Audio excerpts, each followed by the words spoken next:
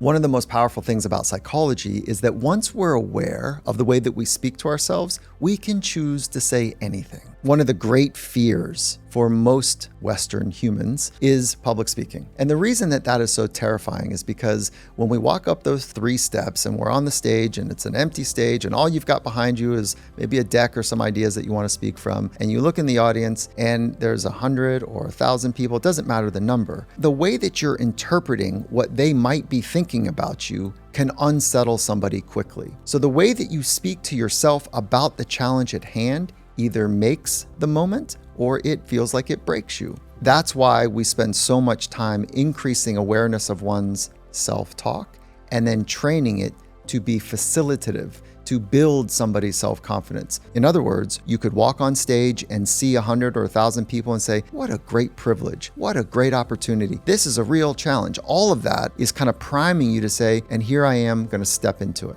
You could also walk on stage and see 100 people or 1,000 people and frame it in an entirely different way. They're going to think that I don't have what it takes. They're going to quickly critique and judge me, and I'm not well prepared, and I didn't sleep well last night. And all of that inner dialogue facilitates a sense of critique or doubt or anxiety. So we want to be great at being aware, how we're framing things, and how we speak to ourselves about ourselves. And that shows up in public speaking. It shows up in just about anything that we do.